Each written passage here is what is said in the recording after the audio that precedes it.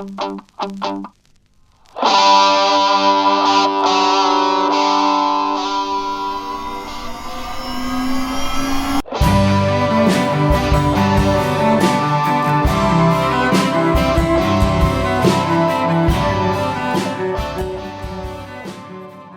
want to read you some poetry, some Australian poetry.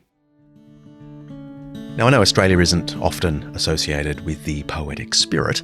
We're better known for our beaches and barbecues, dangerous animals, and a certain irreverence. But our best poets are like all other poets, insightful into the human condition, and they reflect back to us in curious ways what a lot of people are feeling, even if they can't quite articulate it. And the Aussie poets were especially good at criticising religion, Christianity in particular, of course. Somewhere near the head of famous Australian poets was Henry Lawson, 1867 to 1922. He spent a lot of time late in life just down the road from my home where I'm recording this, so I feel a certain affinity with him. Now, Lawson was an agnostic, depressive, and in the end, an alcoholic. He was often destitute due to royalty problems with his publishers, and he even spent some time in Darlinghurst Jail and certain psychiatric institutions. When he died, almost 100 years ago, he was the first Australian writer to be given a state funeral. He's a big deal. Anyway, he perfectly captures something of the Australian, maybe Western, ambivalence toward religion. On the one hand, he was sceptical and really quick to criticise the overly pious church. On the other hand, he occasionally lets slip that he imagines and even wishes for a better form of the Christian faith. It's almost like Lawson loved what Christianity was meant to be and loathed what he reckoned it had become. There's a lot of that going around. And it's in this mode that he heard about a bush preacher named Peter McLaughlin. McLaughlin was a real historical figure. He would wander around the so-called Never Never country, that's up in northern New South Wales and on into the vast expanses of the Queensland outback. No one really quite knew the origins of the Reverend McLaughlin, or even if he was a proper reverend, there was some hint that he had a dodgy past.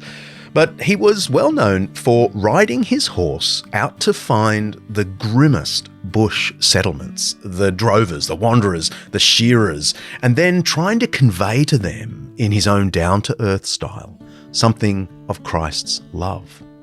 Henry Lawson was intrigued by Peter McLaughlin and wrote a 4-stanza poem about him.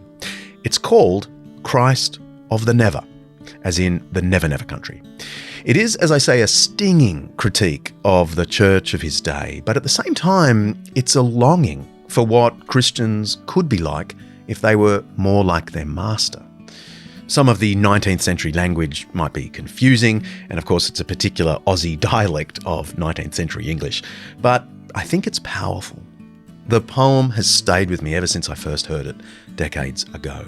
The last stanza is a kicker. It still captures what a lot of people see as wrong with Christianity and what they wished it was like.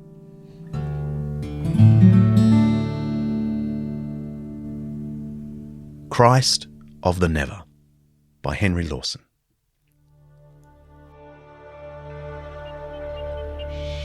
With eyes that seem shrunken to pierce to the awful horizons of land, through the haze of hot days and the fierce white heat waves that flow on the sand, through the Neverland, westward and norward, bronzed, bearded and gaunt on the track, quiet-voiced and hard-knuckled, rides forward the Christ of the outer outback.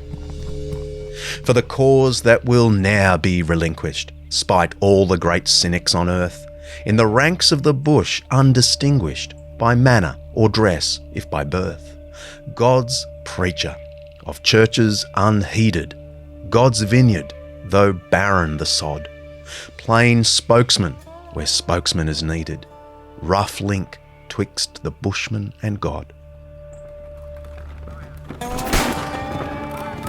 He works where the hearts of all nations are withered in flame from the sky, where the sinners work out their salvations in a hell upon earth ere they die. In the camp or lonely hut lying, in a waste that seems out of God's sight, he's the doctor, the mate of the dying, through the smothering heat of the night.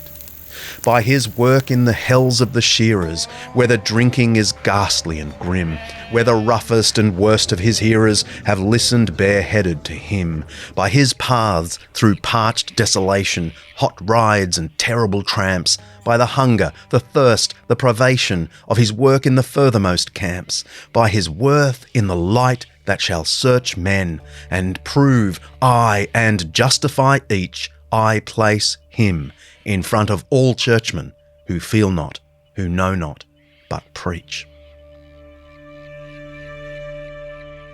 See ya.